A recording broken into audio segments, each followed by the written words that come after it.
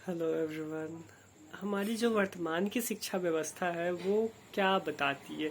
वो बताती है कि प्रक्रिया से ज़्यादा महत्वपूर्ण परिणाम है।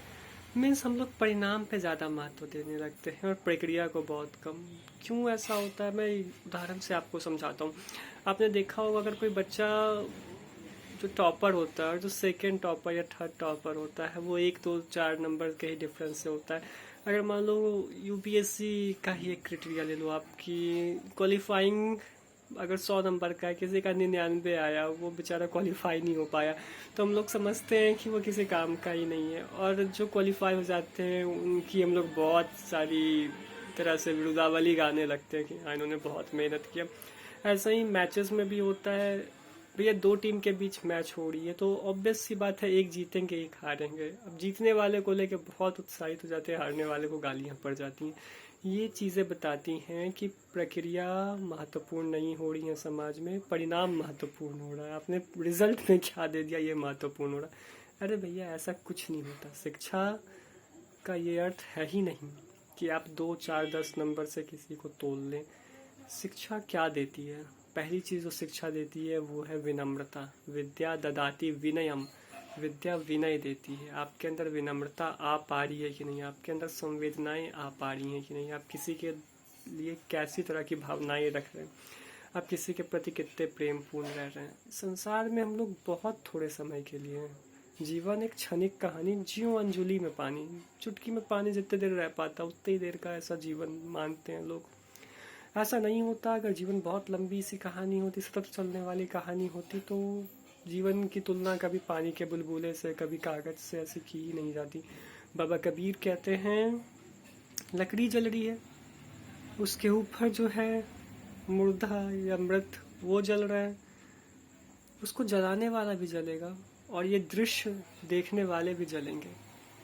थोड़ी देर की ये जिंदगानी है। अगर हम लोग इसको दूसरे की सहायता के लिए, दूसरे के जीवन को बढ़िया करने के लिए जी पाए, तो यही शिक्षा का सही अर्थ होगा। हिरोशिमा नागासाकी पे परमाणु बम गिराए गए, अगर वो पायलट मना कर दिया रहता गिराने से तो क्या होता? सोचो दुनिया कैसी हुई होती आज। तो ये चीज़ें शिक्षा का सही अर्थ है। शिक्षा का सही अर्थ मानवता है और विनम्रता है।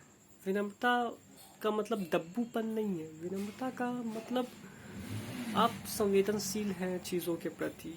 अगर आपके पिता काम कर रहे हैं तो आप उन्हें देख के नज़र ना घुमा लिए हों, आप उनके कार्य को आसान बना दे रहे हैं।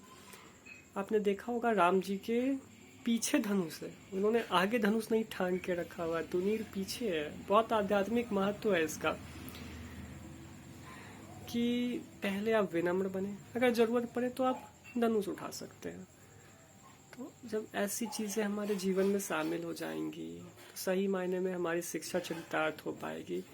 नहीं तो मनुष्य और पशु के बीच अंतर क्या रह जाएगा? पशु भी अपने लिए हर चीज़ कर लेते हैं, जो ज़रूरत की चीज़ें पूरी करनी है वो पशु भी करते हैं।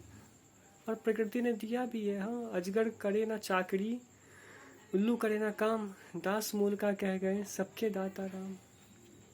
ये बात बताई मुझे आंखों की नीर ने कि इंसान को पीर कर दिया इंसान की पीर ने। दाना चुगते हुए देख के चिड़िया को कटोरा फेंक दिया एक फकीर ने। तो इतना तो भगवान दे ही देते हैं सबको और मिल ही जाता है प्राकृतिक व्यवस्था से। लेकिन हम इंसान है ना, दूसरों की अगर मदद नहीं कर सकते, दूसरों के जीवन को आसान बनाने में योगदान नहीं दे सकते, तो मानव जीवन का कोई अर्थ नहीं रह जाता। तो अपने से ऊपर उठ के थोड़ा सोचें, अपनी चेतना से ऊपर उठ के सोचें और सबके जीवन को सम्मान दें। नारायण।